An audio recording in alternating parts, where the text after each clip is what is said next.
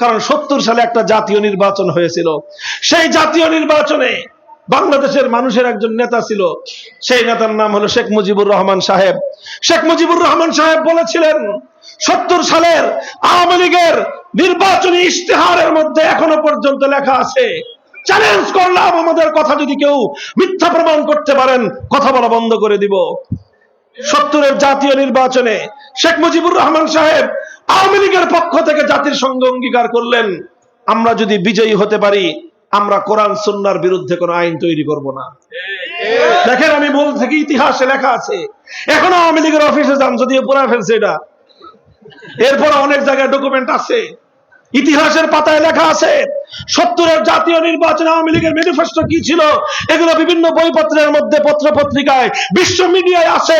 সেখানে কথা পরিষ্কার ভাষায় লেখা ছিল কোরআন সুন্নাহ বিরোধী কোনো আইন করবেন না। এই যখন অঙ্গীকার করলেন, মানুষ মনে করলো মুসলমানদের বেটা, মুসলমানের বেটা, মুসলমানদের লিডার, যেহেতু বলেছে কোরআন সুন্নাহর বিরুদ্ধে কোনো আইন সে করবে না, কাজী এদেশের মানুষ চোখটা বন্ধ করে সব সিল মারলো নৌকার বাক্সে। নৌকা পাশ করলো।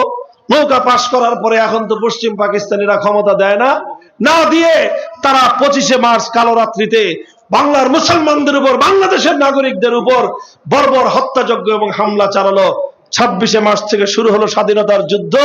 9 মাসের রক্তক্ষয়ী মুক্তিযুদ্ধের পর 71-এর 16ই ডিসেম্বর বাংলাদেশ স্বাধীন হলো। আর এই 9 মাসই শেখ মুজিবুর রহমান সাহেব পশ্চিম পাকিস্তানে জেলখানার মধ্যে তিনি বন্দী ছিলেন, মোটামুটি আরামেই ছিলেন। তাকে কোনো রিমান্ডে নেওয়া হয়নি আমাদের মতো।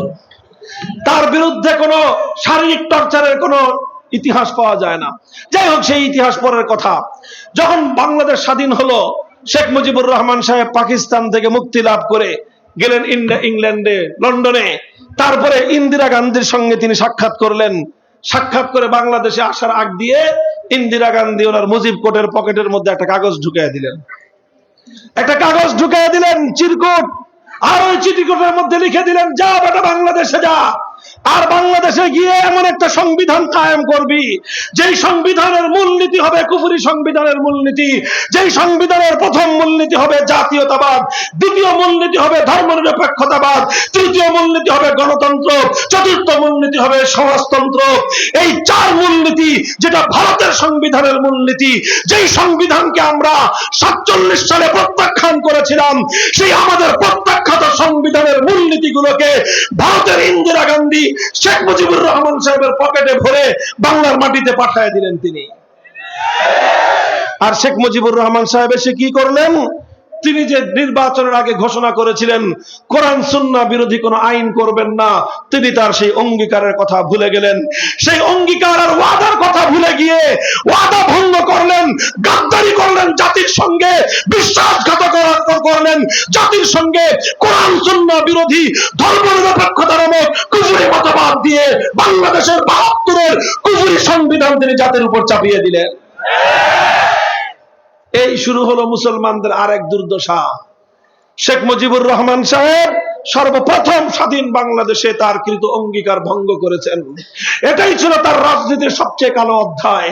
জাতির সঙ্গে তিনি অঙ্গীকার করেছিলেন কোরআন সুন্নাহ বিরোধী আইন করবেন না, অথচ সেই সংবিধানের মধ্যে সবকিছুর জায়গা থাকলেও ইসলামের জায়গা ছিল না। মোহতারাম হাজিরিন, লম্বা কথা বলতে চাই না। 75 সাল পর্যন্ত এভাবে চললো দেশ। এরপরে আবার দেশে অভ্যুত্থান হলো, আবার পাল্টা অভ্যুত্থান হয়ে হয়ে দেশের মধ্যে কিছু কিছু ভালো ভালো পরিবর্তন আসলো। সবচেয়ে গুরুত্বপূর্ণ একটা পরিবর্তন এসেছিল, আল্লাহর উপর অবিচল আস্থা এবং বিশ্বাস এই সংবিধানের মূলনীতি হিসেবে স্থাপিত হয়েছিল। ধর্মনিরপেক্ষতাবাদকে বাংলাদেশের সংবিধান থেকে বিদায় করা হয়েছিল। বিসমিল্লাহির রহমানির রহিম সংবিধানের শুরুতে সংযুক্ত করে বলে দেওয়া হয়েছিল যে আল্লাহর আইনের বিরুদ্ধে কোনো বিধান বাংলাদেশে কার্যকর হতে পারে না। এই সব কিছু হলো, কিন্তু আসলে শুধু কথার কথায় থেকে গেল। এভাবেই চলতে চলতে চলতে চলতে আজ 53টা বছর বাংলাদেশের স্বাধীনতার পর কেটে গেল। সেই 70 সালের কোরআন সুন্নাহ বিরোধী কোন আইন তৈরি না করার যে কমিটমেন্ট ছিল, যে অঙ্গীকার ছিল, সেই অঙ্গীকারের মুখ আজও পর্যন্ত বাংলার মানুষ দেখতে পেল না। এই অবস্থায় আসলো 2024 সাল। আলহামদুলিল্লাহ, 2024 সালের বিপ্লবটাকে একটু ভালো করে বুঝবার চেষ্টা করবেন। 2024 সালের বিপ্লব শুধুমাত্র গণতন্ত্রের বিপ্লব ছিল না। 2024 সালের বিপ্লব শুধুমাত্র রাজনৈতিক বিপ্লব ছিল না। 2024 সালের বিপ্লব শুধুমাত্র একটা ফ্যাসিবাদকে বিদায় করার বিপ্লব ছিল না। এই 2024 বিপ্লবের অন্তর্নিহিত সৌন্দর্য যদি আপনারা তালাশ করে দেখতে চান, তাহলে আমি দেখতে পাই এই বিপ্লবের অন্তর্নিহিত একটা মর্মার্থ ছিল শিরকের বিরুদ্ধে তাওহীদের বিপ্লব।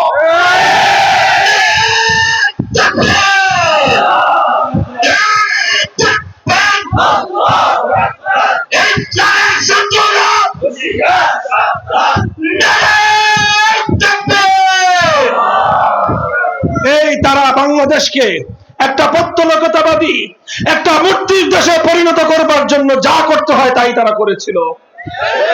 বাংলাদেশে অসংখ্য অগণিত রাষ্ট্রীয় সম্পদ ব্যয় করে মূর্তি দিয়ে বাংলাদেশটাকে মূর্তির নগরে পরিণত করেছিল। যেই ঢাকার শহর সারা পৃথিবীতে একটা মাত্র নগর, যেই নগরের পরিচয় হলো মসজিদের নগর। বলেন কোন নগর? মক্কা শরীফ বাইতুল্লাহর শহর, মদিনা শরীফ আল্লাহর নবীর শহর। দুনিয়াতে আর কোন শহর নাই যে শহরকে মসজিদের শহর বলা হয়। এটা আমার বাংলাদেশের গৌরব। বাংলাদেশের রাজধানী ঢাকা হলো মসজিদের শহর। এই মসজিদের শহরকে মূর্তির শহরে পরিণত করার পায় তারা চালাইলো। বাংলাদেশের সবচেয়ে বড় মেগা প্রজেক্ট, হাজার হাজার কোটি টাকা ব্যয় করে পদ্মা সেতু, আর পদ্মা সেতুর সঙ্গে এই পারে ওই পারে রেল সেতু সহ বিশাল এক্সপ্রেসওয়ে হাইওয়ে তৈরি করা হলো। আর এমন ভাবে বলতেন যে আমি পদ্মা সেতু বানায় দিছি, আমি রেল লাইন লাগায় দিছি। মনে হয়তো যে বাপরে বাপ, ওনার বাপদাদা এই পরিমাণ টাকা ওনার কাছে রেখে গেছেন যে উনি ওনার বাপদাদার মিরাসের সম্পত্তি দিয়ে আমাদেরকে সেতু বানায় দিছে। আর এখন শুনি 30,000 কোটি টাকার এই যে সেতু বানানো হয়েছে, এর মধ্যে 20,000 কোটি নাকি দুর্নীতি হয়েছে। ওই কথা বাদ, ওই কথার আলোচনা করতে চাই না। ওটা আপনারা বলেন রাজনীতিবিদরা। আমরা ইমানের জায়গায় কথা বলতেছি। বাংলাদেশের স্বাধীনতা পরবর্তী এই ইতিহাসের সবচেয়ে বড় মেগা প্রজেক্ট পদ্মা সেতুর কপালের উপর একটা বেদি বানাইলো। বেদি, বেদি বুঝেন না? এই দেবতা যাকে যেখানে রাখে বিশাল এক বেদি বানাইলো। আমরা তো জানি না, কারণ ওই দোলাই পরে কে যায়। ওই বেদি বানাইছে, আবার চারদিক দিয়ে টিন দিয়ে ঘেরাও করে। স্থানীয় আলেম ওলামারা খালি দেখে ফুসকি মারে যে ঘটনা কি, বেদি বানায় কি জন্য এখানে? এখানে পদ্মা সেতু বানাবে, রাস্তা হয়েছে, ব্রিজ হয়েছে, নৌকা বানাইছেন, সব বানান, বেদি বানান কেন? পরে হুজুররা, স্থানীয় হুজুররা খবর নিয়ে নিয়ে জানতে পারলো যে এখানে ওনার বাবার দেবতার মূর্তি বসাবে। এই তখন হুজুররা, স্থানীয় হুজুররা বললেন যে না, এখানে মসজিদ, এখানে মসজিদ। এই মসজিদের শহরের কপালের উপর এত বিশাল মূর্তি, এটা মুসলিম সমাজের সাথে, মুসলমানদের কালচার এবং সভ্যতার সাথে এটা মানানসই হতে পারে না। তারা এই হুজুরে তুলে নিয়ে গেল। এই আমাদের মধুপুরের পিসা হুজুর জাতীয় নেতৃবৃন্দের মধ্যে সর্বপ্রথম এই আওয়াজ উঠাইছেন। আল্লাহ পাক হুজুরের হায়াত দারাজ করে দেন। হুজুরের এই আন্দোলনকে আল্লাহ পাক পরিপূর্ণতা দান করুন। ওনারা হুজুর যখনই গেলেন, এই সর্বপ্রথম জাতীয় পত্র পত্রিকা এবং মিডিয়ার চোখ পড়লো যে এখানে তো বেদি বানানো হইতেছে মূর্তি বসানোর জন্য। এই তখন আমরাও কথা বলা শুরু করলাম, নানা জায়গা থেকে আমরা কথা বললাম। এই যখন আমাদের কথা মানুষের সামনে আসলো, জাতির সামনে আসলো, এই তো কাল নাকি ফস মেরা উঠলো আর টার্গেট করলো আমারে, যে ও সবচেয়ে জোরে কয় ওরে দমন করো। আমাকে দমন করার জন্য এমন কোন ষড়যন্ত্র নয় যে এই ষড়যন্ত্র রাস্তা তিনি অবলম্বন করেন না।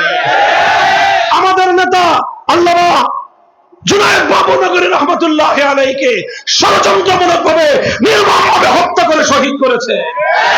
আমাদের নেতা আল্লামা নূর হোসেন কাসিমীকে ষড়যন্ত্রমূলকভাবে হত্যা করে শহীদ করেছে।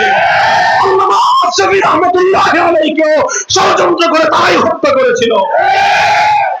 তিনজনকে হত্যা করে মনে করছে আমাদের শক্তি শেষ। এরপরে আমাকে ধরছে, এমন ভাবে ধরছে যেন আমি আর জাতির সামনে কথা বলার কোনো সাহস না পাই, কোনো কথা যেন জাতি আমাদের কাছ থেকে গ্রহণ করতে না পারে। কিন্তু আলহামদুলিল্লাহ ততদিনে যা বলার আমরা বলে সারছি, ততদিনে আমরা যা বলার বলে সেরেছি। আমি বলেছিলাম আল্লাহর নবী যেদিন মক্কা বিজয় করেছেন, মক্কা নগরীতে আল্লাহর ঘর বাইতুল্লাহকে কেন্দ্র করে 360টা মূর্তি ছিল। আল্লাহ নবী এক একটা মূর্তি আনছেন, পেটের মধ্যে লাঠি মেরে খোঁচা দিয়ে, লাঠি দিয়ে খোঁচা মেরে জমিনের মধ্যে ভূপাতিত করছেন। আর আয়াত তেলাওয়াত করছেন, জাআল হাক্কু ওয়া যাহাকাল বাতিল ওয়া মা ইউবদিউল বাতিল ওয়া মা ইউঈদ। এই বাতিল অপসারিত হয়েছে, মক্কার ভূমিতে আর কোনোদিন মূর্তি আসতে পারবে না। সর্বশেষ একটা মূর্তি বাইতুল্লাহর ভিতর থেকে বের করে আনা হলো। মূর্তিটা কার? ইব্রাহিম আলাইহিস সালামের মূর্তি। নাউজুবিল্লাহ পড়েন। আল্লাহর নবী এই মূর্তিটা দেখে সবচেয়ে বেশি ক্ষিপ্ত হলেন, রাগান্বিত হলেন, আর বললেন কাতালাহুমুল্লাহ, আল্লাহ পাক এই সমস্ত মুশরিকদেরকে, এই বেঈমানদের উপর আল্লাহর অভিশাপ পড়ুক। কত বড় গাদ্দার, কত বড় বেঈমান, যে ইব্রাহিম আলাইহিস সালাম সারাটা জীবন লড়াই করেছেন মূর্তির বিরুদ্ধে, আর আজকে সেই ইব্রাহিম আলাইহিস সালামের মূর্তি বানিয়েছে তারা। এই কথা বলে তিনি নিজ হাতে নিজের বাবার মূর্তি ভেঙেছেন। তা আমি একটা বয়ানে বলেছিলাম যে এইভাবে আল্লাহর নবী নিজের বাপের মূর্তি ইব্রাহিম আলাইহিস সালামের মূর্তি দেখে তিনি খুশি হন নাই, বরং সবচেয়ে বেশি রাগান্বিত হয়েছেন। অভিশাপ দিয়েছেন এই মূর্তি যারা নির্মাণ করেছেন, নিজ হাতে নিজের বাপের মূর্তি ভেঙেছেন। সুতরাং নিজের বাপ দাদার মূর্তি বানানো এটা আল্লাহর নবীর আদর্শ হতে পারে না, বরং যারা আল্লাহর নবীর আদর্শের অনুসারী তারা বাপ দাদার মূর্তি বানায়, আর যারা নিজেদের বাপ দাদার মূর্তি বানায় তারা মুহাম্মদ আরবির অনুসারী হতে পারে না, তারা আবু জাহালের প্রেতাত্মা। খুব খেপলেন যে আবু জাহালের প্রেতাত্মা কেন বললাম, কামটা করবে আবু জাহাল মার্কা, বলতে গেলে সমস্যা। এই তো খেপলেন আমাদের বিরুদ্ধে, রাষ্ট্রযন্ত্রের সকল শক্তিকে প্রয়োগ করে 3টা বছর পর্যন্ত মানসিক টর্চারে আমাদের জীবনকে একেবারে অতিষ্ঠ করার জন্য আর কোনো ব্যবস্থা সে বাকি রাখে নাই। কিন্তু আলহামদুলিল্লাহ আল্লাহ পাক আমাদের দিকে রহমের দৃষ্টি দিয়েছেন, আল্লাহ সাহায্য করেছেন। আমরা দুর্বল, এজন্য আল্লাহর সাহায্যটা অনেক বেশি এসেছে। আব্রাহাকে যেভাবে আল্লাহ পাক ছোট্ট ছোট্ট পাখি আবাবিলের মাধ্যমে আল্লাহ ধ্বংস করেছিলেন, ঠিক তদ্রুপ আল্লাহ পাক রব্বুল আলামিন বাংলার আব্রাহাকে, বাংলার গৌর গোবিন্দকে, বাংলার হস্তি বাহিনীকে ধ্বংস করার জন্য বিএনপির মতো বড় দলকে আল্লাহ লাগান নাই, জামাতে ইসলামের মতো বড় দলের নেতৃত্ব আল্লাহ নেন নাই, কোন বড় নেতা নেত্রীকে আল্লাহ পাক কাজে লাগান নাই। কয়েকটা স্টুডেন্ট, ছোট ছোট ছাত্র, রানিং স্টুডেন্টদের নেতৃত্বে আল্লাহ পাক রব্বুল আলামিন এই গৌর গোবিন্দের পতন ঘটায় দিলেন। 5ই আগস্টের দুপুর বেলায় তিনি পালায়ে গেলেন। এরপরে 1টা ঘন্টা আমরা কোন আলেম কাউকে কিছু বলি নাই, আমিও কিছু বলি নাই, হুজুরও কিছু বলেন নাই, কেউ কাউকে কিছু বলতে হয় নাই। 1 ঘন্টার মধ্যে টেকনাফ থেকে তেতুলিয়া পর্যন্ত শুধু শেখ মুজিবুর রহমান সাহেবের না, যত সাহেবের মূর্তি ছিল 1 ঘন্টার ব্যবধানে একটা মূর্তিও বাংলার মাটিতে মাথা উঁচা করেছিল না। সব সেই মক্কা বিজয়ের দিন আল্লাহর নবী যেভাবে মূর্তিকে ভূপাতিত করেছিলেন,